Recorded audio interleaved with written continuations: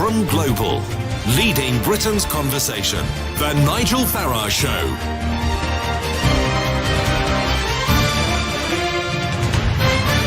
Good morning, everybody. It's the middle of August, and of course, traditionally, there aren't many radio and TV programmes focusing on a Sunday on politics, and the members of Parliament are all away on holiday, and we would expect our news to be dominated by great white sharks seen off Bournemouth Beach, panic as people flee from the sea, and nothing very serious being talked about at all.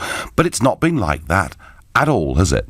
That article that Boris Johnson wrote in the Daily Telegraph that came out last Monday has led to, firstly, a big national debate that's been going on about free speech. Did he cause offence? And if he did cause offence, well, aren't you allowed in a free society to say things that cause offence provided they don't incite hatred or violence? But the other conversation is becoming clearer and clearer is that the Conservative Party has really got itself into one hell of a pickle over this.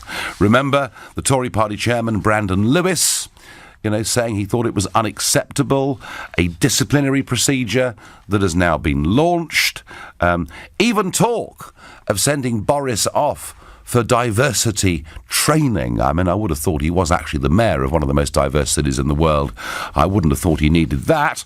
And of course, Theresa May could not resist getting involved and demanding an apology from Boris. The funny thing about all of it, of course, is that Boris's article actually said he did not support a ban on the burqa, such as that was coming in to Denmark. He was actually taking a liberal position, and you could argue his comment about women wearing burqas looking like letterboxes or perhaps bank robbers, you could argue it was just Boris's sense of humour, or was it all a clever calculation?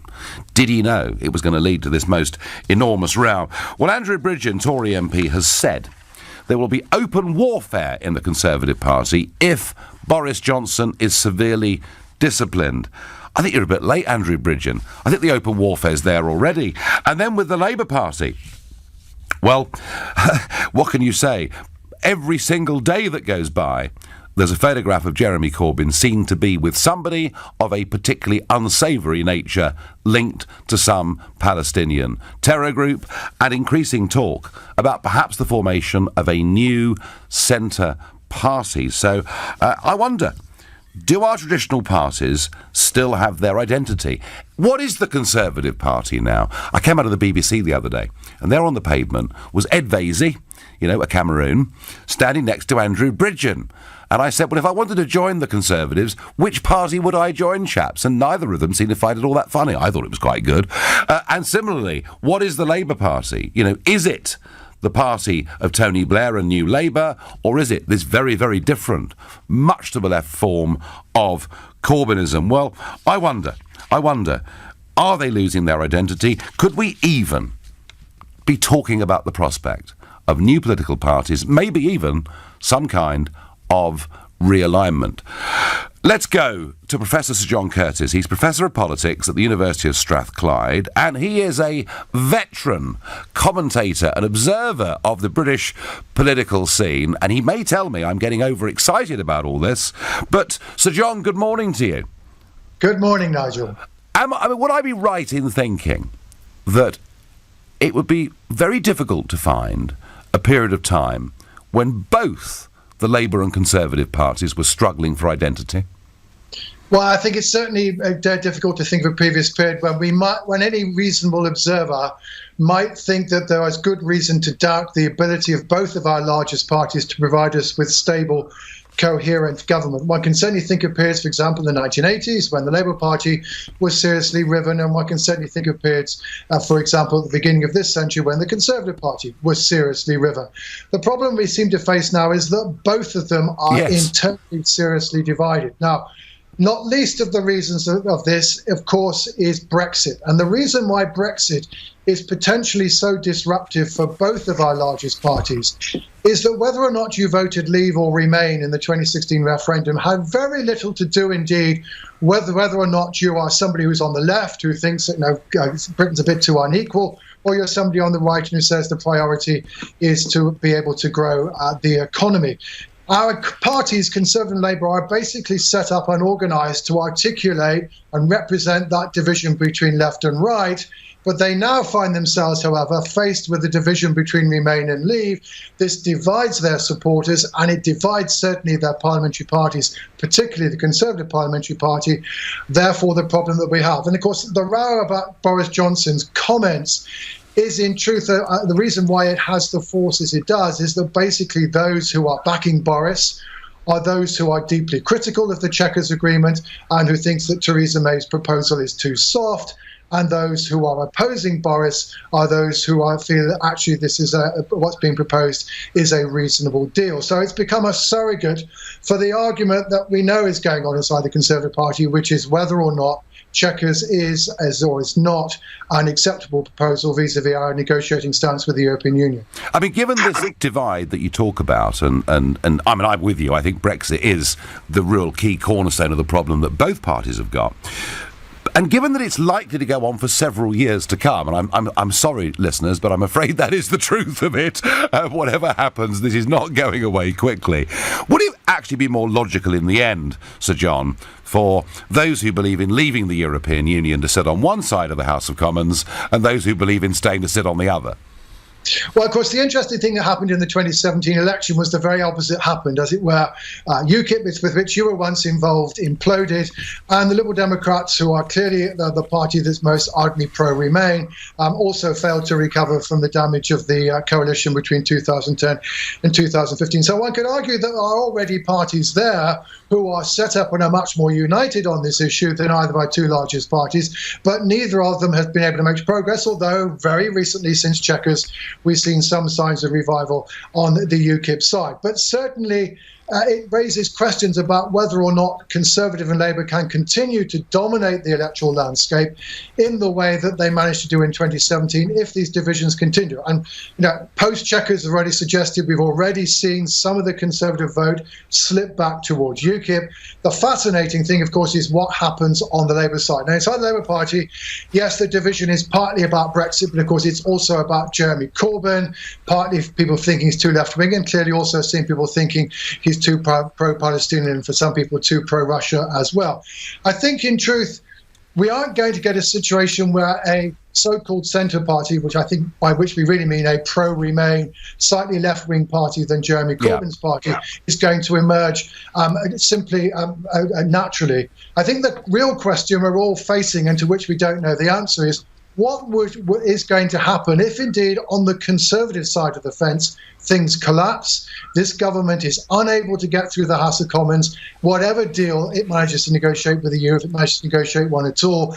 And against that backdrop, however, the Labour Party also divides, perhaps because Jeremy Corbyn at the end of the day is not willing to accede to what is quite considerable pressure for the party to come out in favour of a second referendum, and maybe even to actually say, well, maybe we should reverse Brexit at all. Whether or not in those circumstances, the chaos of both Conservative and Labour being divided, we end up with an attempt to form a new party. I think it's pretty clear there's moves going on in the backgrounds to make it possible to take advantage should that situation arise. But I think one also has to say very firmly, we are not there yet, and we may not be there. But it's what happens in the next 6 months that's crucial. Well, if we didn't have the first past the post system, I suspect that it would have happened already. But we have to live with that. And, of course, those of us old enough to remember the SDP know how difficult that is. So, John, thank you very much indeed for joining us here on LBC on this Sunday morning.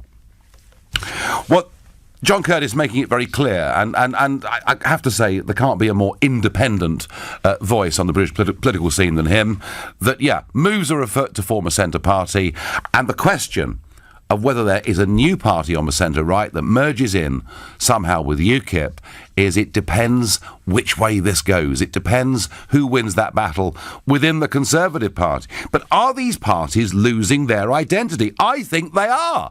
I think they're almost unrecognisable. How as a voter can you know which Labour Party you're voting for or which Tory Party you're voting for? So let me know what you think. If you're as confused as me, call 0345 6060 973.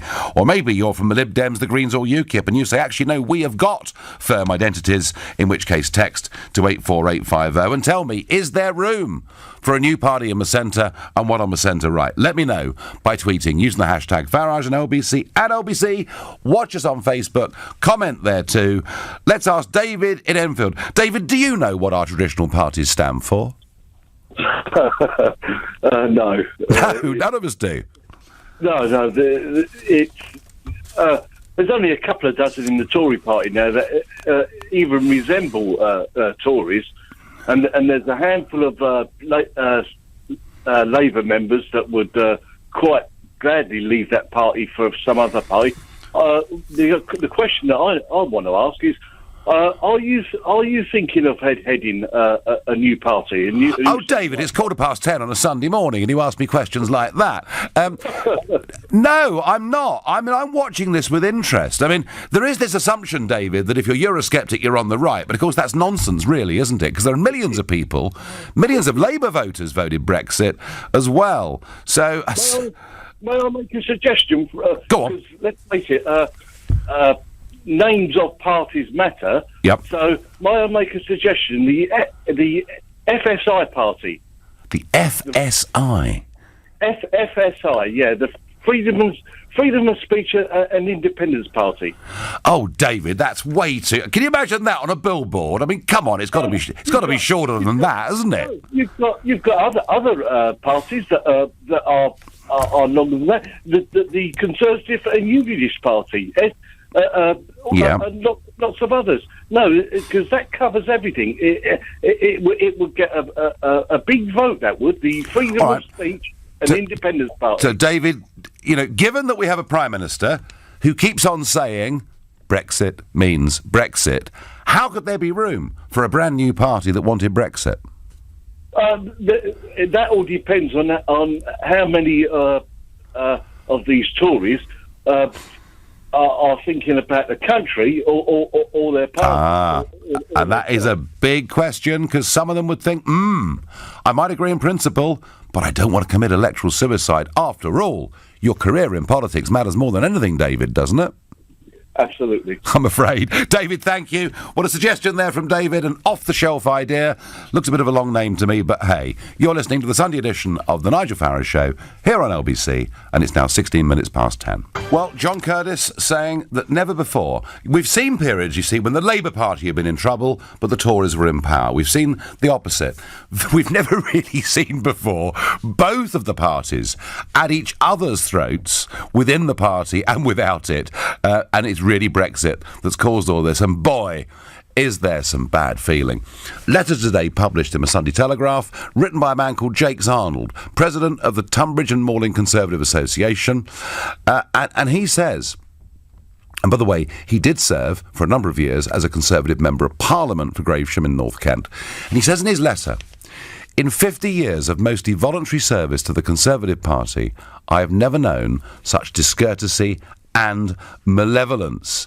He said, Theresa May has indeed created a nasty party. She is at best an embarrassment, and at worst a humiliation for our great party and country. Enough is enough. She must go. And that coming from somebody who, during his years as an MP and in the Conservative Party, over 10 years as a Member of Parliament, and very much Jakes Arnold would have been regarded as a moderate, a pragmatist, not, as some would say, a head-banging Brexiteer or anything of the kind, but merely expressing, but the way she's handled not just Brexit, but the way she's handled the Boris Johnson affair makes the party look really, really bad. So they've got problems, and Labour, we know those problems are so severe that talks about forming a new centre party with the Liberal Democrats being something of a base are pretty advanced. Indeed, in today's Sunday Times, Stephen Bush, left-wing commentator, Labour supporter, says, despite the swagger, Team Corbyn fears one thing: a breakaway party. So those conversations are really pretty advanced. Let's go to Barry from Paisley, who's a new caller to this show. Good morning, Barry. Good morning, Nigel. How are you? I am very well. So, looking at this from north of the border, maybe with the SNP, you've got a slightly clearer identity of what they're for? Well, listen, I've looked on Facebook this morning. I've seen the headline: "Our traditional political parties losing their identity." Yeah. And I would certainly agree, which is the reason that I've called. Yeah. I live in Scotland. I'm currently paid my £1 per month membership to the SNP. Uh-huh. I have been for the last few years, pretty much since the referendum. But now that'll be getting cancelled. I disagree now with many of their policies. But I think just going back to that headline about political parties losing their identity, I'm 36 years old and I'm kind of struggling at this minute in time because I don't know what party to start looking towards because... Barry, don't worry. Don't feel lonely, Barry, from Paisley. There are millions of people feeling like you this morning. Yeah, I know. There's certain policies with the SNP that I do agree with, certain policies with UKIP that I agree with, certain policies... Where do you stand, Barry? Where do you stand on the whole issue of the Brexit referendum? Well, listen, I voted to remain. Uh-huh. But I was actually just saying to my partner just this morning that I think I made the wrong choice when I voted to remain. Okay, so you now... And is that the issue that's put you at odds with your SNP membership?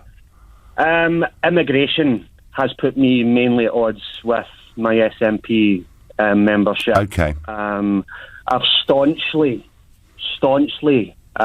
became... not so much against immigration because I do believe we need controlled immigration, but the right type of immigration that I think this country needs. Which of course is very closely linked to the Brexiteers' argument in 16, isn't it? Yes, it is. It is. It's one of these ones, Nigel. Who does a 36-year-old man vote for at the next general election? See, if there was a new party, Barry, if there was a new party that said that the people had voted on Brexit and they would absolutely unequivocally carry out what the people had asked for, that it would give us an Australian-style point system where immigration could be seen to be a very good thing, provided we controlled the quantity and quality of those who came, do you think you'd vote for it? I think I would vote for it on the provision that there was a policy that was very closely linked to UKIP's policy around the Islamisation of this country as well. Okay. Barry, thank you for your call. And interesting, wasn't it? Barry sort of almost like confessing on the radio that he's not quite sure who to vote for. Believe you me, Barry, you are not on your own. A lot of people feel like that. What does Nicky in Dorchester think? Good morning, Nicky. Good morning. Good morning. Good morning. Regarding this new party that they're talking about, etc. Uh-huh. Well, if MPs became what I call reconnected with their constituents, yep. In other words, in my opinion, they spend far too much time in the bubble of Parliament. Uh-huh. Now, just put aside the last general election, which I feel was Brexit influenced. Uh-huh. Previous general elections, less people are voting because they're becoming dissatisfied, disillusioned, and lost faith in their MPs because we cannot talk to them. Well, you say that, Nicky, but I mean, your local MP down there in Dorset will have, you can write to them, you can email them, you can... Don't you think I've done Oliver Letwin? Don't you think I've tried? All right, so talk me through it then. They're busy. They're busy with other... But if they became, spent more time in their constituencies, mm-hmm. they would be able to contact or see or, discuss with their constituents, and also it would make them more accountable. Well, the disconnect, Nicky, it's very interesting, isn't it? So Theresa May says Boris's comments about the burqa are wrong, he must apologise, and yet 60% of the country don't just agree that Boris had the right to say those things. 60% of the country, Nicky, want the burqa banned. So there are issues like this, aren't there, where actually the constituents and the members of Parliament are just miles apart. Well, that's what I'm saying. And to combat or to counteract that, they need to spend more time with their constituents. OK, no, Nicky, got the point. Spend more time with your constituents. As an MEP, I've done my best to run as many public houses as I possibly can in an effort to meet my constituents. Unless we change the first-past-the-post system, this is just all hot air, and I doubt that will ever happen because Labour and the Tories know they'll be finished if they allow it to. Johnny in Norfolk, they may know they'll be finished if they allow it, doesn't stop the creation of those new parties. And you are right about first past the post, of course. You know, we saw this with the SDP back in the early 80s, the Gang of Four leaving the Labour Party, very senior people, you know, polling high 20s percentage-wise in a general election, but not quite making that breakthrough. The fact that it's difficult, Johnny, doesn't mean that it won't happen. Theresa May conveniently forgets that some people only lent their vote to the Conservatives partly from UKIP. Well, yes, there were people who'd voted UKIP in the previous few years who voted May because they believed her Brexit means Brexit stance, and I think they are pretty cheesed off right now. But we don't yet know who's going to win. You know, maybe we are going to leave the European Union. Maybe Theresa May will say we finally actually got a very good deal out of all this. If she does, then the prospect of a new party based on Brexit will probably disappear. But the prospect of one based on Remain, and as John Curtis said, opposition to Corbyn as a left-wing Labour leader, that I don't think does go away. And Johnny, I'm going to say this to you, I think there will be a new coming together of a centre party around the Liberal Democrats. I don't think, in electoral terms, it'll go to the moon, but I do think that it will happen. Andrew is calling from Totnes in Devon. Good morning. Oh, good morning to you. I'm just ringing in to say, really, I think that Mrs May has got Brexit absolutely spot on. And I think Chequers agreement is absolutely spot on. Do you? And because of that, I don't think there's going to be any substantial realignment. And let me explain why. What Mrs May is actually proposing is what I would refer to as a de Valera Brexit. You obviously heard of Eamon de Valera, a very clever Irish politician. Yep.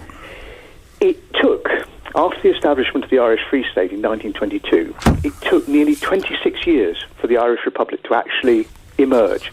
And it was all a series of incremental steps before it finally emerged, all negotiated pretty much by Eamon de Valera. And that's what this Chequers agreement is all about. It's basically saying this is the beginning. A relationship that's 40 years old is going to take a very long time to disestablish. And this Chequers agreement is the basis of the beginning of that. Effectively, what we're establishing is our Irish Free State. And after this, it's going to be a series, as I say, of incremental steps which will slowly diverge us from the European Union. Andrew, I get the historical analogy, and it's a very interesting one, that it did take time for Ireland to be fully independent. I mean, and to get their own currency, and of course to be surrendered to the euro. The difference is, Andrew, that the Irish Free State, they were starting, they'd not had self-government before. What we are trying to do, Andrew, is to re-establish it. But also, Andrew, how does Chequers work when Mrs May in her Lancaster House speech said much the opposite? Well, I agree with you. I agree with you, but I know exactly. I know that there have been conflicting signals, etc. Just a bit. Yes, I accept all of that. But I do think that that this Chequers agreement, the proposals that she's outlined, are basically the final. They are the final offer. And as I say, I think I wish I believed it. Andrew, I wish I believed it. I really do. I thank you for your point. It's a very interesting one. Don't get many calls in favour of Chequers. Have one there from Andrew in Totnes. You're listening to the Sunday edition of the Nigel Farage Show, exclusively on LBC. It is now 10:31. Are our political parties losing their identity? What does the Conservative Party stand for? Is it Conservative anymore? And what is the Labour Party? Is it Corbyn's Labour? Is it New Labour? A lot of you seem very confused. I'm asking you, is there maybe room for new parties, maybe room for a realignment? But before I get back to that, overnight you'll have heard the news. There has been a shooting in the Moss Side area of Manchester. 10 people are in hospital with injuries described as from minor to major. Let's go to LBC's reporter Ellie Linford, who is there at the scene. Good morning, Ellie. Good morning, Nigel. So the thing here at the minute is that police have been coming here more and more across the morning. There's still rubbish lining the streets from this Caribbean carnival that had been happening, and the cordon off section of the street is just metres from Alexandra Park, which is where the festival is meant to be taking place in the next few hours. And Ellie, do we know was this just one gun? Was it people shooting at each other with innocent bystanders in the way? Do we have any sense of what the shooting incident was? There has been no information on that, just that gunshots were heard around 2:30 this morning. Police are saying that they don't know that there's a link between the carnival and the shooting, just that there were a lot of people. And I've spoken to residents here, and they've said every year the party does continue into the early hours with people on this street in Moss Side carrying on the party. And it's that amount of people, which is why there were 10 people that are in hospital at the minute. And does this festival continue today, albeit with heavier policing? Well, this is what we don't know. I haven't heard anything from the organisers, but just a lot of people around here are just speculating that it won't happen and that it might not happen again. And it's happened for the last 40 years. And this year especially, it's been 70 years since Windrush, so it's been a big festival with thousands of people here in this multicultural part of Manchester. OK, Ellie Linford, thank you very much indeed. Well, it would appear very little information being given. We don't even know whether it was a handgun, sawn-off shotgun, who was involved. If we hear any more on that story, you'll be the first to hear it here on LBC. Back to our political parties. Jackie from Cambridge says the Conservatives and Labour are in name only. They have lost respect and identity. We need a new People's Party. I shan't be voting unless I get one that represents us. Helen says to me on Twitter, there's a fair number of people I'd choose over our current Prime Minister, and one of them definitely isn't Corbyn. Boris couldn't do a worse job. Well, I wouldn't say, Helen, that's a wholesale endorsement, but I can tell the direction that you're going in. Tim is calling from Evesham in Worcestershire. Tim, tell me, who are the Conservatives? Who are Labour today? Morning, Nigel. Good morning. Pleasure to speak to you. I just think there's one big problem in this country. That's a humanless, hapless vicar's daughter. She's got to go. We've got to get rid of her. She's making us a laughing stock around the world. And while she's there, we're finished. Do you know, Tim, I've been saying this, I don't know whether you're a regular listener, but I've been saying this for months. I have said again and again, I think she's the worst Prime Minister I've seen in my lifetime. And I do get quite a lot of people saying to me, oh, come on, give her a break, be fair. And in fact, we had, before the break, a caller from Devon telling us that actually Chequers is a master plan. But you've just, are you a Tory voter, Tim, normally? I'm a Tory voter. I have also voted for UKIP in European elections. Right, yeah, there's quite a lot of people in your category. Well, let me ask you, Tim. All the while she's there, trying to please everybody, she's finishing up pleasing nobody, it seems to me. But why, Tim? Why have they not got rid of her already? I have to let you go, Tim. That line is falling to pieces. Let's ask David in Uxbridge. David, good morning. Yeah, good morning, Nigel. I'd like to give an alternative view to the Labour Party. I think there are a cohort of Labour MPs who are very vehemently anti-Corbyn, and they've got very close links to their friends in the media. So I think there's an inflation here. I'm not saying, they would prefer a Tory government to a Corbyn radical social democratic. So that's clear. And I think a lot of the stories, the anti-Semitism one, there is a problem in Labour, but there's a problem across society. I don't believe it's no more. So I think things are inflated, the division. And you have to know, Nigel, the support for Corbyn is solid. There's 600,000 new members in. Economically, he's aligned with the British people on privatisation, on food banks, anti-poverty, on the NHS. And that's why a lot of the media don't want to talk about these issues, really. It's easy to talk about Burqa. But David, how much airtime has Burqa had? Come on, Nigel. Well, a lot. And I tell you why, David.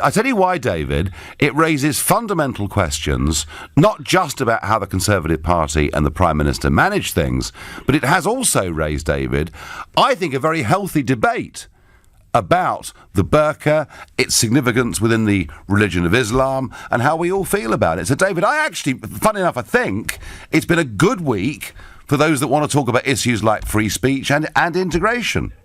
Yeah, I'll give you another issue we could have talked about. Why are we funding Saudi Arabia to kill children in Yemen? Why are we not talking about that? BAE Systems, the Tory party, big business, funding massacres in Yemen. How Well, David, I think when it comes to foreign policy, when it comes to our direct or indirect involvement in a whole series of wars, I think both parties have a bit of a problem on this, and neither wants to talk about it very much. David, I get your point that there are over 500,000 members of the Labour Party and that Corbyn and the left have total support amongst that group of people. I totally agree with that. But when you say that Corbyn and Labour's anti-Semitism problems, well, let's not worry about it. There's plenty of anti-Semitism in the country. I mean, come on. This leader, meets people like Hamas and Hezbollah and calls them friends. Nigel, I didn't say it's not a problem. I didn't say it. I think racism, anti-Semitism is a serious problem, but it's no. I don't think the Labour Party is unique, and I think there's an over-focus on that for a Western. I'm sorry, David. But Corbyn's links and associations with people of terror has been too strong for me. David, I thank you. Let's go to Cindy, a new caller from Ilford. Good morning to you. Good morning, Nigel. It's lovely to speak to you at long last. Well, I'm very... has it taken you ages to get through, Cindy, or wasn't it too bad? No, not really. No, right, good. Fine. Well, hey, your first time on the show, the floor is yours. Yes, it is. Thank you. Well, I just don't recognise either party. I think basically neither of them are fit for purpose anymore. I would never consider voting for them again. Theresa May was Home Secretary for a very long time, and during that time she achieved very, very little. Now it seems that she's selling this country down the road over Brexit, so I have no confidence. One of your callers, or you said to one of your callers, why don't they get rid of her? Yeah. I think the answer to that question is they're all worried about their jobs, hanging on by their fingernails, and nobody has got the guts to stand up to her. And I think the last straw also was calling Boris Johnson out and expecting him to apologise. What is happening to our freedom of speech in this country?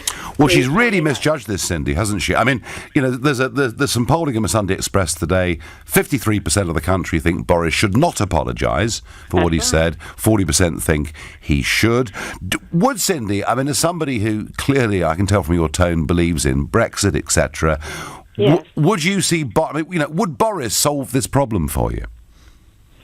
I'm not certain that he would, but what I would like to see is yourself coming back, a man of principle, and sorting this sorry mess out for us. I have voted for UKIP when you were leader. Well, Cindy, thank you for that. This whole sorry mess, as you call it, does need a fair bit of sorting out. Cindy, I thank you very much for that point of view. At the local elections, none of the bigger parties gave any indications of who they were or how they deviated from the National Party. So why do we believe they have any interest in getting the opinions of the electorate? We are just a means of earning money. Once in power, we don't count, says a very cynical Alf from Halifax. Alf, tell you what, you're not on your own feeling like that. You really aren't. You're listening to the Sunday edition of Nigel Farage Show, exclusively on LBC, and it's now 10:45. Well, both the Labour Party and the Conservative Party now spend more time fighting within the party than they do fighting each other's party. Latest voting intentions show the Conservatives on 39%, Labour on 35%. And a very dramatic headline in The Observer, Brexit shift. More than 100 Leave seats now back Remain. Gosh, I thought this must be big stuff, and I listened to a variety of news reports talking about this polling and what it meant, until I discovered that actually there was no polling done at all. No, zero. Not a single person was asked by The Observer or the people that sponsored this particular headline. In fact, what they did, and I'm quoting here, is they got data scientists to compile the study using a technique known as multi-level regression. I'm not making this up. Multi-level regression and post-stratification. So there you go, folks. That's what you get. They haven't actually polled anybody, although I will say this.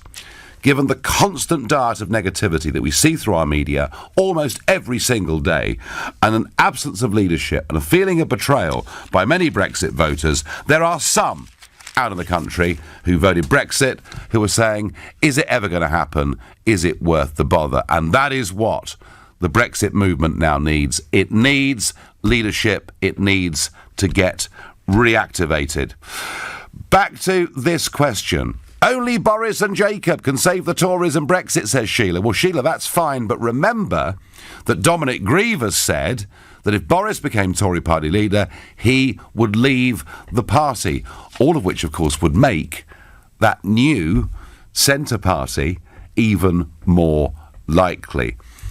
Correspondingly, if the Chequers deal continues and there's more of a sellout, there'll be more chance of a merger between UKIP and those who actually do want us to leave the European Union. So it is tough to predict what will happen. Nigel, I was raised in a socialist stronghold. I will never vote for a socialist. Well, Pablo, something obviously put you off along the way. Not losing, but lost their identities. Labour now have nothing to do with working people. The Conservatives don't believe in conservative values at all. The Lib Dems are more like a totalitarian party with do what we say. Julia, I won't comment on the Lib Dem bit, but I do actually think, had a lot of callers in the week saying that as Corbyn has taken Labour much to the left, actually under Theresa May, the Conservatives have moved quite a substantial way to the left, and they are not recognisable as a Conservative party in any way at all.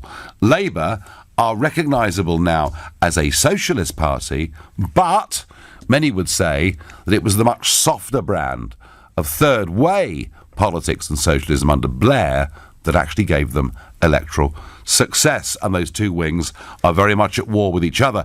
Michael is a brand new caller from Warren Point in Northern Ireland. Good morning, Michael. Good morning, Nigel. How are you? Good to talk to you. I'm well. Now, obviously, politics in Northern Ireland is very different, with the DUP Sinn Féin dominating the landscape. Yeah, it's completely different here. I am not a political person myself, Nigel. I always exercise my vote. But I tend to do that on looking at the candidate. Like the vast majority of people here, we just get on with our lives. Politics didn't affect us all of that much. Well, it did during the Troubles, of course. Well, Warren Point was the scene of one of the worst incidents, wasn't it? It was indeed, yeah. But we have a very mixed community, a great community spirit here. Thankfully, none of the sectarian blight that was in other parts affected us here. It's a great place to live in. You're in. It's South Down. You're in, isn't it? We're in South Down. Yeah. Now I've been there. I've been there, Michael. I've been there, and it's a gorgeous part of the country. It always struck me. It always struck me in South Down that it was one of the parts of Northern Ireland where Protestants and Catholics seem to coexist pretty happily. Yeah. No, we have a great place here. It's beautiful scenery. You should all come over where the mountains of Mourne sweep down to the sea. I know, it's pretty special. But we're right on the border. I could kick a football over to the south, and we're an hour from Belfast, an hour from Dublin. Yep. We live in the north. I work in the north, and my wife works in the south. She commutes over every day. We go back and forth all of the time. And you see, this is the whole thing with Brexit, and what frustrates me so much is that the only thing that people are talking about on both sides of the Irish Sea is the effect that it will have on trade and the effect that it will have on the financial thing, and they don't look at ordinary people and the effect that it will have on our lives. And from my point of view, whether you look even in terms of health, we'll lose the E111. So for... Well, not Michael. Hang on. We can have reciprocity on health if we choose to do so. Nigel, we can have all sorts of things, but I'm talking about on what's going to happen on the 30th of March. Is that I will lose my E111, and I don't know when. You don't know, Michael. You don't know that. Will come back. You don't know that, Michael. Yeah. No, but we don't know when it will come back. So, say for example, my mother. Well, what about the 30th of March? If you were told that comes back on the 30th of March, would you be reassured? But there's nobody can tell me that. I'm just giving you one example, Nigel, right? My mother goes across, both my sisters live in Dublin, so every week my mother jumps on a train, has her free transport, because that works across the border, and is covered by health across the border. It's going to be impossible for her. She's in her 80s, health insurance is going to be huge. In terms of my own qualification, I'm a pharmacist, my wife is a teacher. We're entitled to, our qualifications are recognised on both sides of the border. The Irish Pharmacy Union brought out an ad last month saying that after 29th of March, it is unlikely that our qualification will... Disgraceful scare tactics that being put out. That really is bad. Michael, what you need is some leadership, isn't it? You need the British government to tell you what is going to happen. You are right there on the border, and I understand. But, you talked about how within your community, Protestant and Catholic get on very, very well, and I've seen that for myself. But equally... live and let live extends to that border, doesn't it? Because already you've got a different currency over the border, different income tax rates, different corporation tax rates, different VAT regimes. You manage those differences now, Michael, don't you? We do, Nigel, yeah. But very effectively. Very effectively. But Nigel, the whole thing with respect is that it can't be seen as being the same as what has happened. The impact on us on a daily life basis will be completely different to what will happen to you over in England. No. I mean, there are 65 million people in the United Kingdom, and I mean, what would you estimate on that border? 50,000 people very directly affected by this? No, it's going to affect in one way or another everybody. In the island of Ireland, it's going to affect. So why don't the Irish government stop being spokesman for the European Commission and start to argue for grown-up reciprocal agreements? Well, Nigel, that's not for me. I'm not involved with the Irish. I'm not involved with any political party. But I think one thing that yourself and myself can both agree on, right, is number one, that it will have a greater impact on the Irish people, north and south, than it will on people living over in England. It may do. It may do. Brexit, through one way or another, it will have a bigger impact on us. It may do. And the second thing is that the vast majority of people here, both north and south, are against Brexit, and as this is being imposed on us. Well, I wouldn't be so sure about that, Michael. I saw the Lisbon Treaty be rejected by the Irish people, so there's a fair bit of Euroscepticism in Ireland too. Michael, listen, fascinating conversation, and it is a much more complex situation, and you're more worried about this than many others. I understand why. You need more leadership. Phil on Facebook says, Labour appear no longer to be interested in the white working class. A lot of people say that. Let's take one more caller on this subject before the top of the hour. Let's go to Andy, a new caller from Reading. Good morning, Andy. Good morning, Nigel. How are you? I'm very well. So can you tell me what the Labour Party stands for now and what the Tory Party stands for? Well, I know what they say they stand for. Right. My view is we're in a political malaise generally. Basically, I'm looking at Brexit. The people of Great Britain and Northern Ireland were asked to make a decision. Should we stay in Europe or should we leave? We chose to leave. Now, beyond that, it's up to our civil servants and administrators to work out the detail, which I hope they are doing. But we are in a political malaise. I voted for every party we have, basically. I look at what they're offering, look at my circumstances, and I say, what's going to suit me best, if they decide to follow what they say they're going to do.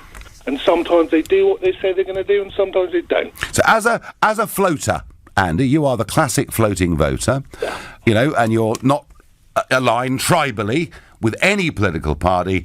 What do you think we need now? You've got 20 seconds to tell me what we now need to fix this broken system. We want a reform of the House of Lords to make it a proper reforming chamber with no conflict with the Commons, who are voted by the people of this country.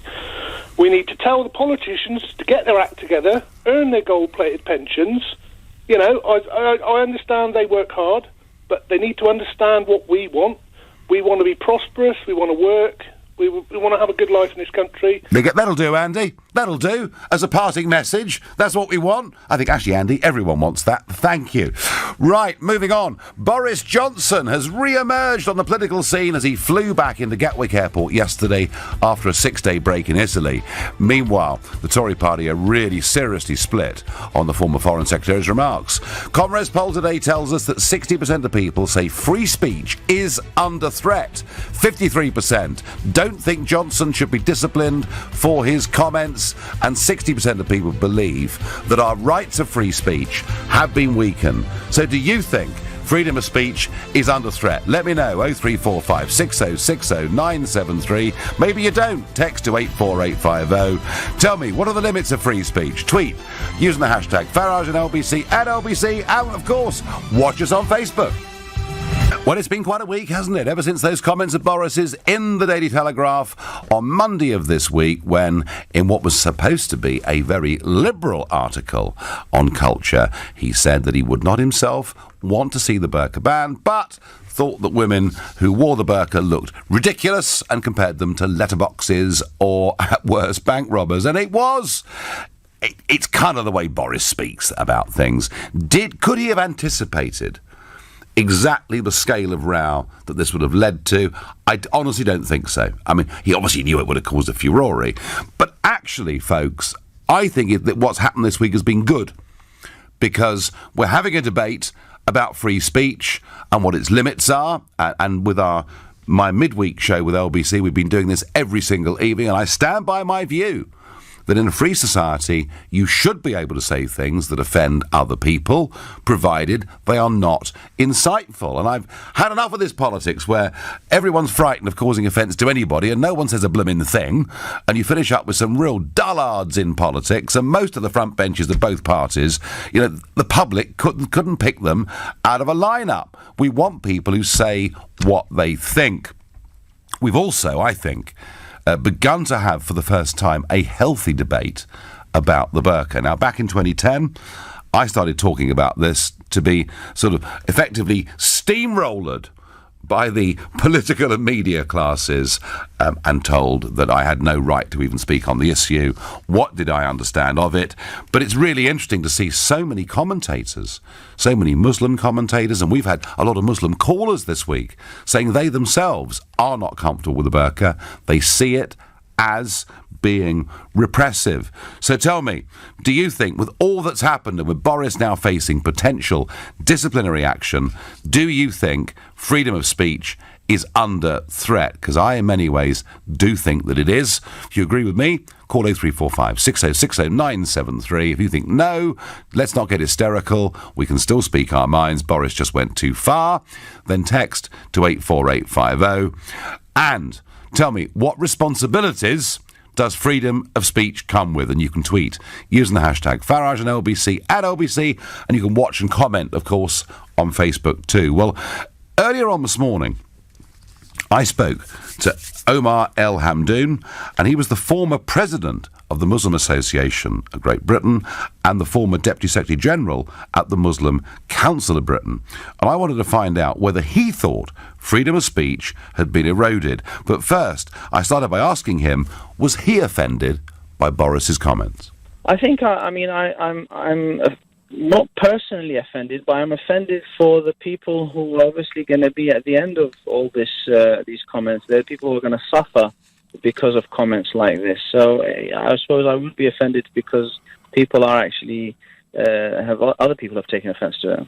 Yeah, and we saw 100 burqa-wearing women writing to the Conservative Party chairman. So yeah, sure, some people did take offence at this, but is it not reasonable to say that within our culture and in our belief of free speech, that actually people are allowed to say things that some people take offence at? I think this whole aspect of, the freedom to offend obviously has been discussed many times, and no doubt we do have freedoms of speech, but I think like most of the freedoms that we have in the West especially are limited freedoms. It remains that we can say things, but we have to be responsible about what we say. So even if we under freedom of speech, for example, we wouldn't be saying things that are going to incite people to hatred or violence or indeed terrorism. So we do have a responsibility, and it becomes even doubly more responsible when somebody is in a position of authority or a position of public standing. So there is freedom, but I think it has to be also responsible and sensible. OK, no, I completely understand your point that freedom of speech does not include incitement. And Boris's defenders very much say this was Boris's sense of humour, it was Boris's way of saying things, that actually the article was much more liberal than where most of public opinion is. I mean, do you think that Boris in any way may have excited distrust of the Muslim community? I think he has, because obviously using terms like this, which is describing the women who wear their burqa as letterboxes or bank robbers, obviously is going to cause other people. It brings the Muslim women, those women who are wearing the burqa, indeed any Muslim woman, even women who wear hijab and don't cover their face, is going to bring them under the spotlight. And people who have, get excited or are easily excited about comments like this, those people have the tendency to exert hatred towards others, are going to use comments like this to feed off it, if you like. So I think Muslim women have suffered a lot in the UK, and comments like this really do not help. They just make things worse. And I think somebody's also mentioned, I don't know whose name, but a superintendent has also said that there is increase of hate when comments like this are made. So there is definitely some sort of evidence to support that. But on the burqa itself, I mean, there have been a lot of Muslim commentators over the course of the last week have come out and said again and again that nowhere in the Quran does it expressly say people should wear a burqa. And other commentators from the Muslim community saying, actually, the wearing of this garment of itself is causing increased division within our society. Where do you stand specifically on the burqa? I think it's very important to understand, first of all, that as Muslims, we have our religion is not just based on the Quran. The Quran is an important source of religious practice, but the Quran is not the only source. So there is other sources, and through centuries of religious and scholarly discourse, people have made that conclusion that certain scholars, not all of them obviously, have said that burqa is part of the religion, and others would argue that it isn't. So it remains that there is a religious opinion to support it, and furthermore, then, if a person, whether it's a woman in this case, understands this religious instruction, then there should be a freedom for that woman to practice her religion. I mean, I personally do not encourage women to wear the burqa in the UK, because I don't feel, the idea of the burqa, if we want to take it from a really sort of basic perspective, is to detract attention away from you. But in this case, it's actually bringing attention to Well, it is. So, wouldn't we have better relations between the Muslim community and everybody else if fewer women wore burqas?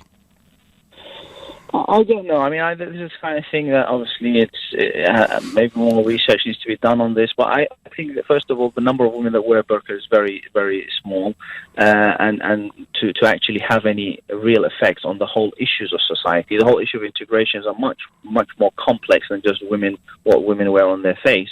So I don't think that's necessarily the issue. But definitely having vision of a face does affect people's perception, and I understand that in many ways, And overall, I understand the comments that you've made, and very reasonable ones too. Do you think more broadly that freedom of speech in this country is now facing a real problem? I don't think it is. I think what's happening there, what we've seen, especially in maybe the last decade or two, is that, especially through the media, there's been a lots of bad behavior, unfortunately. And I think it's very right for us as a society to tell people who, whenever they speak, and especially when they write articles or come out on public outlets, that they are sensible in what they say, sensible in how they present their cases, because today everybody's words will have a ripple effect. So if your word, even though you under the pretext of freedom of speech, if it's going to cause people harm, it's going to cause people distress, and it's real, then you should be sensible about not saying these things. However, I do understand that people have the freedom to say what they want, and obviously people have the freedom to offend, although I disagree with that we should just go around offending people maybe for the sake of it. And whether Boris has other political intentions behind it, that's a different argument. Well, that's an interesting point. I mean, you've held some very senior positions within the Muslim community in this country. Yeah. What if, in a few months' time, it's Boris Johnson Prime Minister? Will the Muslim community and all the organisations that represent them, will they be happy to do business with Boris as the PM?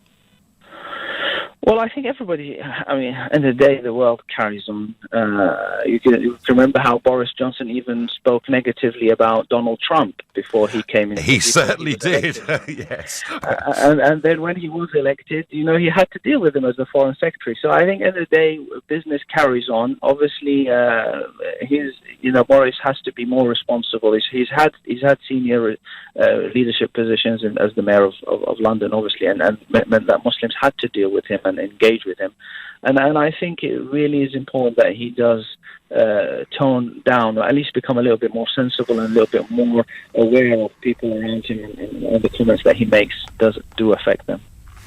Well, there we are. That was Omar El Hamdoun, former president of the Muslim Association of Britain and former Deputy Secretary General at the Muslim Council of Britain. So somebody who has held very senior positions in the Muslim community in this country. Yes, he thought that Boris's comments had caused offence, but he wasn't hysterical about it. He did talk about rights of free speech. He also, interestingly, said he would not encourage Muslim women in this country to wear the burqa, and many commentators, since Monday, since this row blew up, many commentators have come out and said that, and I actually think that we're having a good political debate right in the middle of what normally is the August silly season. And I'm particularly keen to hear, in this first part of this hour, particularly keen to hear from Muslim callers. Tell me, was it reasonable for Boris to say the things that he did? And if he's going to be disciplined by the Conservative Party, isn't our free speech seriously under threat? Mohan is calling from Peterborough in Cambridgeshire. Good morning to you. Nigel, good morning. Nigel, a couple of weeks ago there was a march in London where 100,000 people expressed freedom of speech against one person. He was mocked, he was ridiculed, there was balloons made of him. And now all of a sudden, freedom of speech is taboo. And I'm a British Asian, and it seems to me that, unfortunately, we have one fireproof subject. We cannot talk about Islam.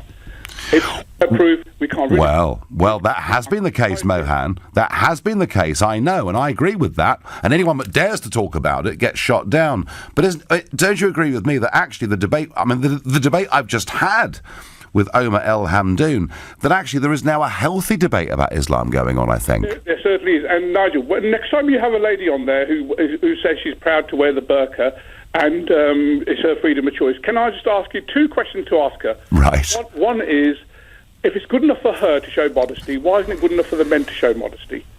And the second question I'd like to get them, when they say, would you ever remove your veil or your burqa? And they say, no, never. When they go to Mecca, to go to Hajj, everybody is required to remove any garment at all, face garment. You are not in the holiest of holy places. You cannot go around there with a veil on. I know. I asked this to a chap the other day who was actually quite a liberal Muslim, and I asked him why, and he said, well, the reason they do it there, they say to themselves, everybody there is a Muslim, he's like a brother, a sister, a mother, a father, so we can show our face. The reason they don't want to do it here is because we are all infidels. We are kafirs, we are non-believers. So that is the reason why they don't want to show their face to us. Well, yeah, I mean, that's a view. I mean, Mohan, tell me, would you ban the burqa, Mohan? Definitely. Definitely. Absolutely. Now that makes you a dangerous extremist, along with 60% of the British public. Which I think is the interesting thing about this row, is that actually there's so many people who feel as Mohan does. You're listening to the Sunday edition of the Nigel Farage Show, exclusively on LBC. It is now 18 minutes past 11. I make no bones about it. I have been defending Boris since Monday and defending his right to say what he did. I genuinely believe that in a free society you should be able to say things that cause offence to other people, providing they are not insightful. And I think so much over the last few years, our politicians have been told, oh, don't say that, you might offend somebody. And you finish up with politicians not really saying anything. So I've been right on his side all the way through.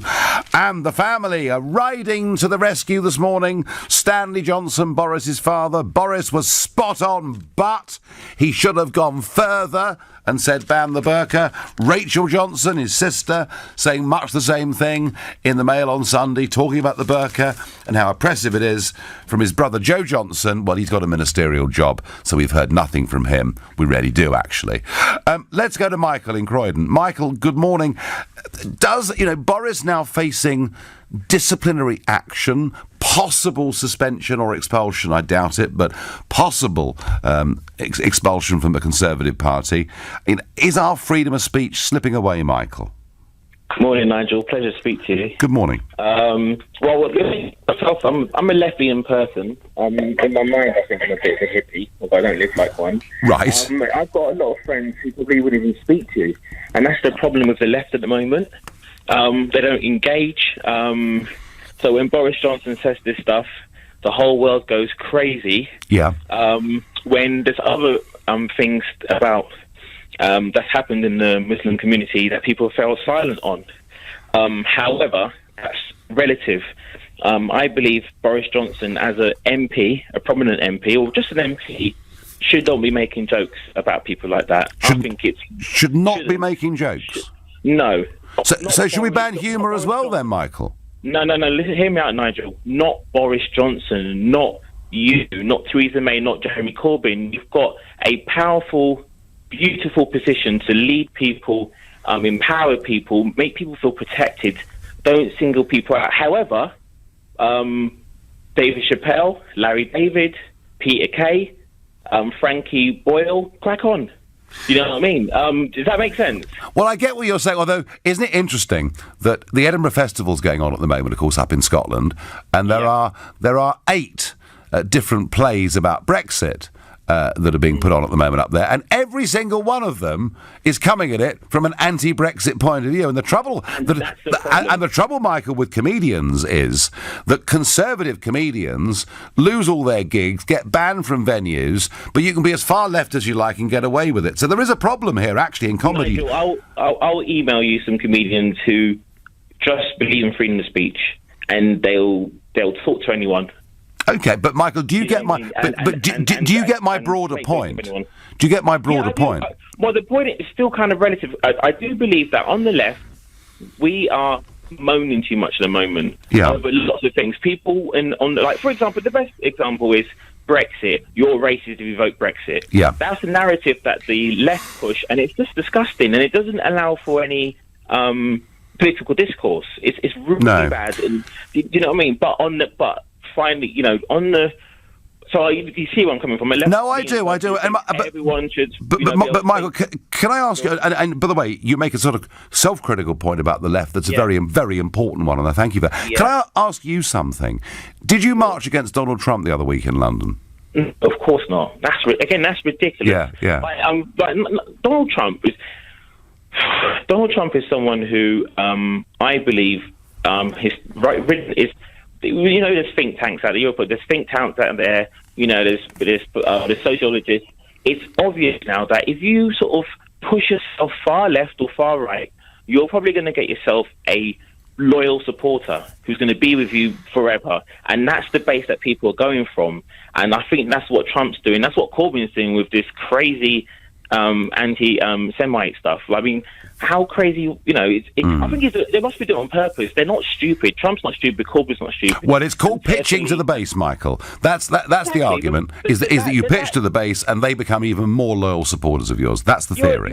Nigel, you're a learned person. You know that left-leaning young person, like the quite educated ones, they are quite conspiracy-minded, and they think Jews run the world, etc., etc., and that's who he's pandering towards. They're clever people. We better make sure the education system teaches them a bit more modern history, really, Michael, oughtn't we? Listen, Michael, thank you for your call. Very interesting. Your message is coming through. Karen says, anyone who speaks out is now called far right. Michael says, I'm offended by the burqa, so do I deserve an apology? Darren says, at least you know where Boris stands. Hardly any of the others stand for anything. Darren, that's not just message of a day, it's message of the week. I agree with you. Stephen says Boris has been offensive. Stephen, some people do think Boris has been offensive. I agree, fine, I agree that some people have taken offence. But the argument here is that if you believe in free speech, you should be able to cause offence. I believe in this very strongly. And Tina says, don't apologise, Boris, and puts herself very much indeed with the majority. We're going to go up to Perth and Kinross, to Aberfeldy, to speak to Jason. Jason, do you think freedom of speech is being impinged upon? No, not at all. Okay. Not at all. I don't really understand your analysis either.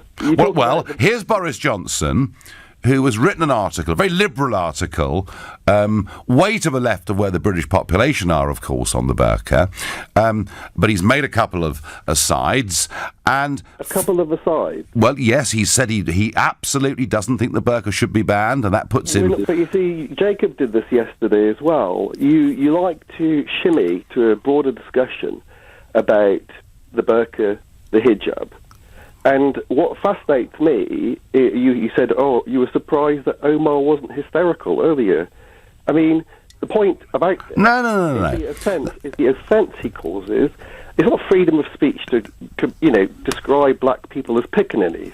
No, Jason, right? Jason, most of the country, Jason... You can't just say Boris is being Boris, Most of the country, Jason, wants to ban the burqa, right? It's not about that, and you know it's not about that. Well, it is about that, of course it is. It's not about that. Well, of course it is. What it's about, and the upset that's been caused, Omar articulated perfectly to you, so I'm surprised that it slipped through your fingers, is it's the offence to individuals. I would almost invite you to define two things for me. Empathy, on the one hand, and opportunism on the other. Right. I mean, Jason, do you think, Jason, and you feel very strongly on this, and that's good, but do you think it's right that Boris Johnson, and you can disapprove of it, sure, I get that, but do you think it's right that he should be allowed to say something that causes offence without being disciplined for doing so? Okay, the slippery concept of causing offence. So what's offensive in your book? Is describing black people as pickaninnies, is that offensive to you? That would be offensive, outdated language, yes. Watermelon mouths, is that offensive to you? Yes. Quoting Kipling in a Mima temple, is that offensive to you? It depends exactly how you quote Kipling, but on the whole, Jason, people should read Kipling, and he was an amazing commentator on a period of history. But Jason, isn't the important point here that we can define what's appropriate? Yeah, I understand that, but if people speak freely and it's not insightful, should they, if they're public figures, be punished for doing so? And that's my problem here. I think Theresa May, I think Brandon Lewis, who are out, it seems, to punish Boris Johnson, I think they're impinging upon the rights of free speech of other Conservative MPs. Right, to offend people, and your idea of offence, you need to define, because if you are... Incitement. You're telling me Incitement. You find the use of pickaninny to describe black people... I said it was an outdated word. But this is what Boris does. Yes. I'm quoting Boris. This is Boris. And you can't just say Boris being Boris. You have to understand the difference. Should he be allowed to do so, though, Jason? I don't think it's anyone's right to be racist or offensive to an entire cohort of individuals, and for you to conflate the baby blimp thing in London. How many people? I mean, how many? One individual. But isn't it interesting, Jason, that so many of the Muslim community have now come out saying Boris absolutely should be able to say these things? And that proves what? Well, it proves that actually the concept that Boris has been racist and offended a whole religion is not the case. No doubt you and I can find someone who would say it's my right to say pickaninny. We can find these people. I tell you what, Jason, honestly, there are lots and lots of callers I've had all week and commentators in my Sunday papers all saying the same thing. We're out of time. We're over time. You're listening to the Sunday edition of the Nigel Farage Show. It is now 11:31. Well, Boris has certainly split opinions, hasn't he? Was he within his rights as an elected politician to use the words that he did? I think he was, even if it did cause offence to some, and my goodness me, it's dividing the Conservative Party. David Wall, the Secretary of the Midlands Industrial Council, organisation which has given many millions to the Conservatives over the years, said the row was an argument over relatively nothing and that Johnson should not be disciplined. However, Lord Andrew Cooper accused Johnson on Saturday of casual racism and the courting of fascism. Lord Cooper, who in the old days before the referendum was Andrew Cooper, whose company produced an opinion poll on the day of the referendum saying Remain were 10 points ahead. My gosh, that's a very well-deserved peerage, in my opinion. So, they're very split. But can I just widen this out, folks, a little bit, please? Because earlier on this year, this week, the tech giants got together and banned Alex Jones's InfoWars from their platforms. Some of you will be familiar with what he has to say, some of you won't. But shall we say he is extremely outspoken, and Apple, Facebook, YouTube and Spotify all got together to ban him. And it is, I think, in the face of that, very, very interesting that Noam Chomsky, who is a really strong icon to many in America when it comes to free speech, and he's a professor at the MIT, and he's come out overnight saying, look, it's absolutely wrong to ban people. You shouldn't ban people. He says of Jones, what I've seen of him is outrageous. But unlike civil libertarians here in other countries, I don't think the way to deal with so-called hate speech and craze fabrications is to ban them, rather confront them. And I think that's absolutely right. I remember on this issue of free speech, when Nick Griffin got elected in 2009 to the European Parliament, people like Peter Hain becoming hysterical. He must be banned. He mustn't appear on the television. If he goes on Question Time, he'll sweep the country. And of course, I always took the opposite view. Griffin appeared on Question Time, did badly, people saw the arguments and rejected them. It is not... The sensible approach is not to ban people from saying things that you don't agree with. Now, I do accept there are limits to this, and incitement clearly is a limit. But is our free speech under threat? Well, I'll tell you something. From the tech giants, there does now appear to be an outright attempt to stop many Conservative commentators, either to ban them, to shadow ban them, or to make sure that through algorithm changes, they are not getting the same deal that they used to, and the same deal those on the liberal left get. So I'm worried across the board that free speech is under threat, and I thank Boris, in a sense, for starting off this debate, because at least we are talking about it. Nigel, when someone as well placed as Boris criticises the burqa, he shouldn't use inciting words like bank robbers, said OJ.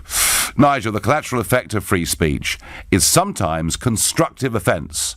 No offence, no free speech. Jack, I have to say I'm with you on that, and I've been fighting this argument and this corner all week. People complain that our politicians only say what people want them to hear, yet they want to restrict what they say. Let them freak freely, says Will in Nottingham. Let's go to Peggy, who's calling from Basildon. Good morning.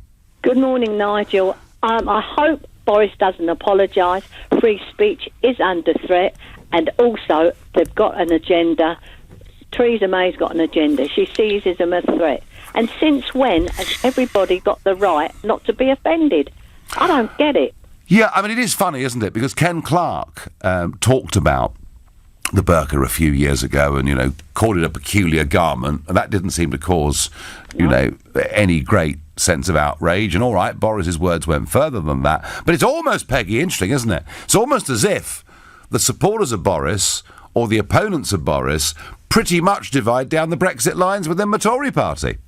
Well, because people are saying Us Brexiteers say what we think. The rest of them only please their pockets. Jacob Rees-Mogg, who of course was on LBC presenting yesterday morning from 10 till 12, Jacob has sort of equated what is happening with this disciplinary panel to a show trial. Do you agree with Jacob's words? Absolutely. I mean, it's all right to offend the President of the United States. They say it's all right for comics to say it, but not politicians. Well, what's that Sadiq Khan? He's a politician, and he offended, and he allowed that to offend the President of the United States. Yeah, funny, isn't it? Actually, we had a caller earlier, Peggy, saying that 100,000 people marched to defend their rights of free speech, to say that President Trump shouldn't come to the country and speak freely. So actually, was it a pro-free speech demonstration or an anti? I think it was an anti one, actually. Peggy, I thank you. I'm going to move on to a new caller, Lloyd, who's calling from Oxford. Good morning. Good morning. Hi there, Nigel. So, do you feel that free speech is being impinged upon, or is the reaction to Boris sensible and proportionate? That's okay, interesting question. Okay, so I suppose basically I think that freedom of speech carries with it, I suppose, a certain amount of special duties and responsibilities. And so it's not something that could be thought of as being absolute. You can't have freedom of speech in all situations, and it can be subject to certain restrictions, I suppose you could say. Yeah, I mean, would that include, Lloyd, the right to cause offence? So in certain situations, I think causing offence is perfectly all right. But what disturbed me about the Boris Johnson situation is that this is a chap who is being lauded as potentially a leader of the UK, of British government. Yeah. And to use those kinds of words that are used in the article seem completely unnecessary and unstatesmanlike, but they're being presented and supported by people in the media and by members of the public as if this is what we want. And it's going along the lines of Donald Trump, who I know you have a certain appreciation for, but I think it's a path down which I didn't expect the West to be going, at my age. I'm now 53, and I'm wondering whether we've reached a place where the public's frustration with the changes in the world that they're seeing and perceived threats to their ways of life are being used by certain leading figures to guide the public in a direction that could be quite dangerous. Well, and I mean, you could argue, actually, Lloyd, that the direction that they're going against was quite dangerous. It, after all, kept taking us to war. It made the rich richer and actually the poor poorer. So we could argue politically around that. I mean, look, I do take your point, Lloyd, that maybe those words that Boris used, letterboxes and bank robbers, maybe they are not the appropriate words you would expect from a Prime Minister, and equally some of Trump's language and Trump's style of language, many in America have thought it's inappropriate for him to be president given the way that he speaks. I understand that. But Lloyd, on the specifics of was Boris, and you may not like the words, but was Boris within his rights in terms of free speech to say those things without being sanctioned by his own party? Where do you stand on that? I guess I know. I can see where you're going with it, and I suppose you're right. And maybe Boris is right to be able to use those words, but the response to him, perhaps that's where I am at. Yes, no, absolutely. Is I feel is disappointing. Yes, because I would have thought, as soon as somebody said something like that, people would then think, who is this idiot? I don't want to be led by somebody who talks, who sits down and writes an article and decides to put those words in it. I would have thought people would say, this guy's an absolute fool. But he's done it. I think one of your previous callers mentioned Pickaninnies and some of the things that Boris has said before. And he's a man of words. He knows what he's saying. And the fact that this type of rhetoric, if you like, is being appreciated is what is frustrating and upsetting, because we want more from our leaders than to okay. And do you think, Lloyd, on a personal level, do you think less of Boris this week than you did last week? I remember Eddie Mair who's now moved to LBC. He has. That's starting quite soon. Yeah. And he did an interview with Boris once, where he repeatedly, I think, said something like, "You're a nasty piece of work, aren't you, Boris?" And I do remember the interview. Yeah, it was a very interesting interview. I think Boris Johnson's very well educated. He comes from the upper echelons of the UK society, but I think he's an absolute arsehole. Thank you, Lloyd. We can do without that. Lloyd, thank you for your call.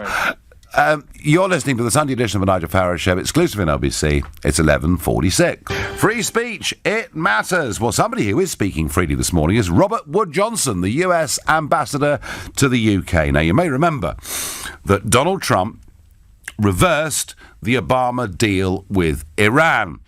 At the same time Trump did that, the European Union reiterated their support for that plan. In essence, a freeing up of Iranian assets was meant to bring not just improved wealth to Iran, but also the hope was that it would stop them being as active across the rest of the region.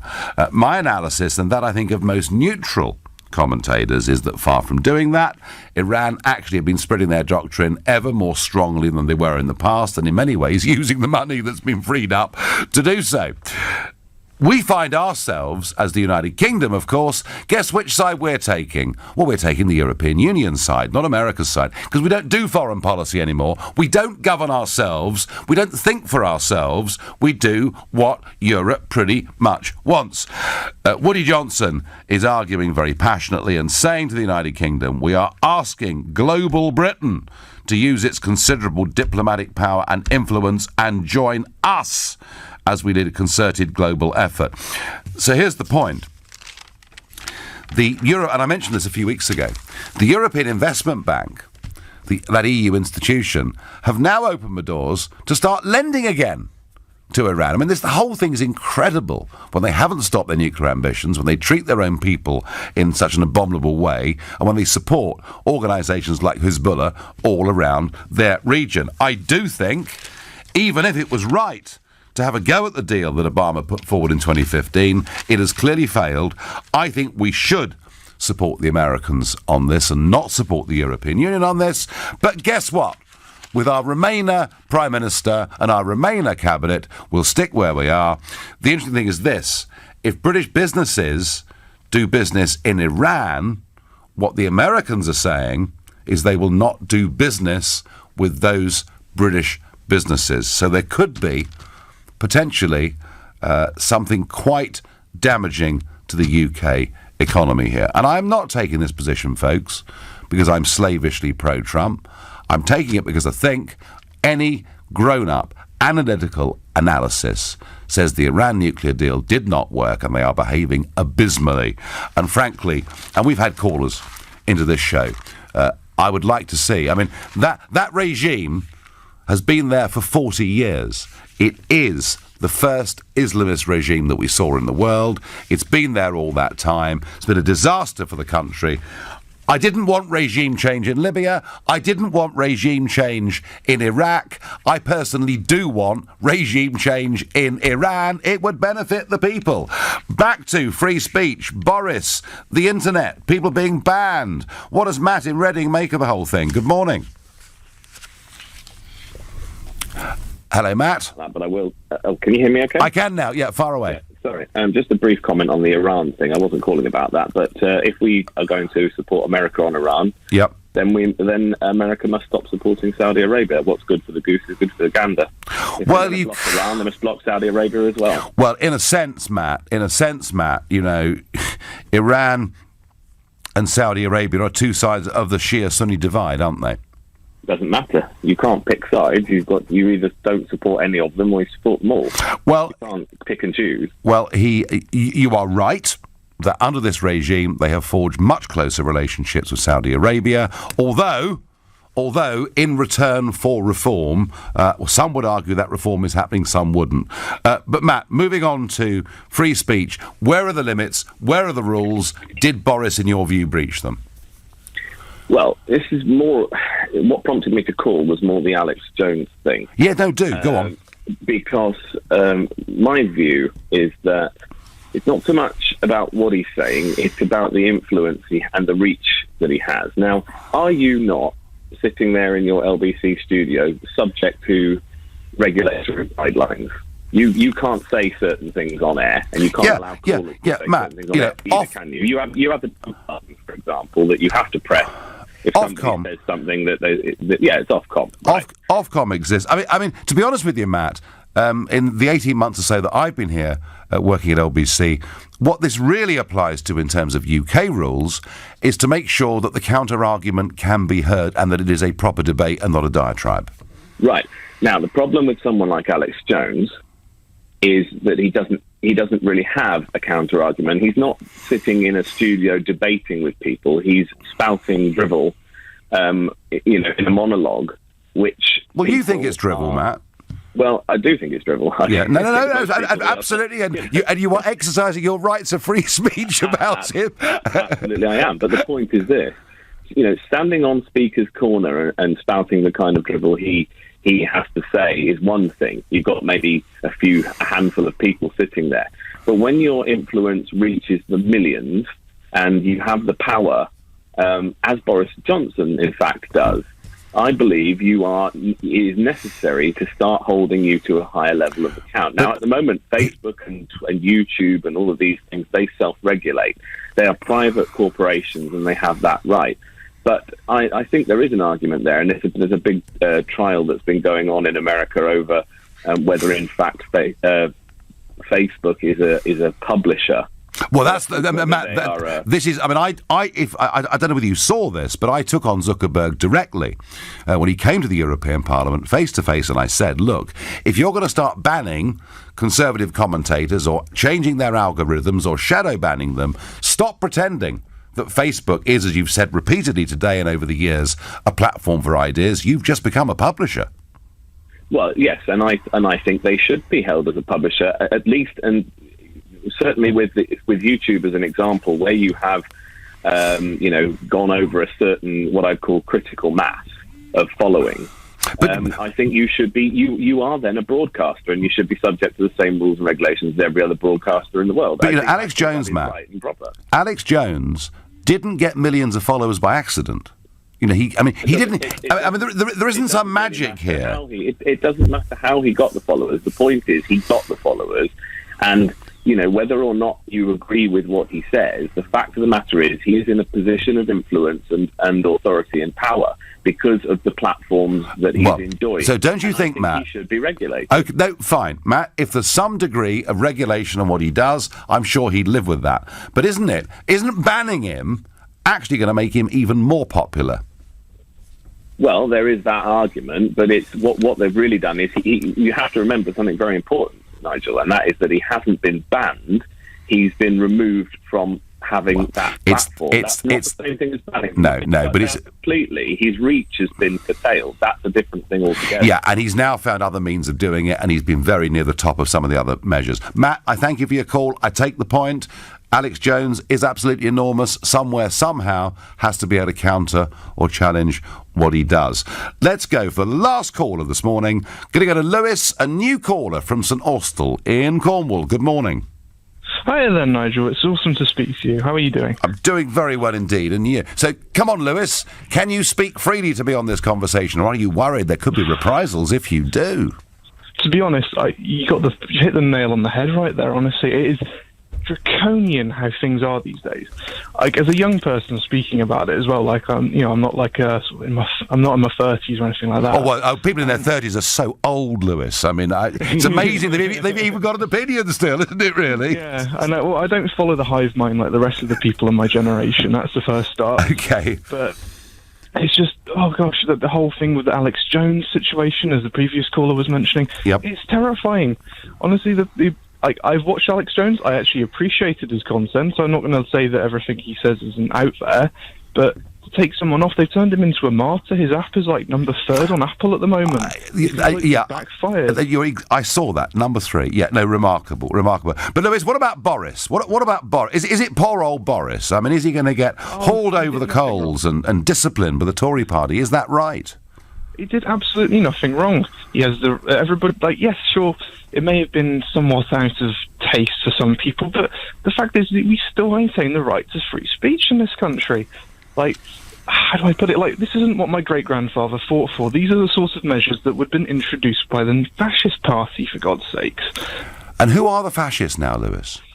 The left, honestly, it's getting more and more draconian. Well, I would agree with you that the left have become more and more extreme, but the bizarre thing is, this was the so-called Conservative Party, where a Prime Minister demands an apology and a chairman puts him up before a disciplinary board. Lewis, great call, some wonderful calls this morning, great debate. I will be back tomorrow evening here on LBC at 7 o'clock. At 3 o'clock this afternoon, it's Andrew Castle, but up next, it's Ian Payne. Thank you very much indeed, Nigel. Good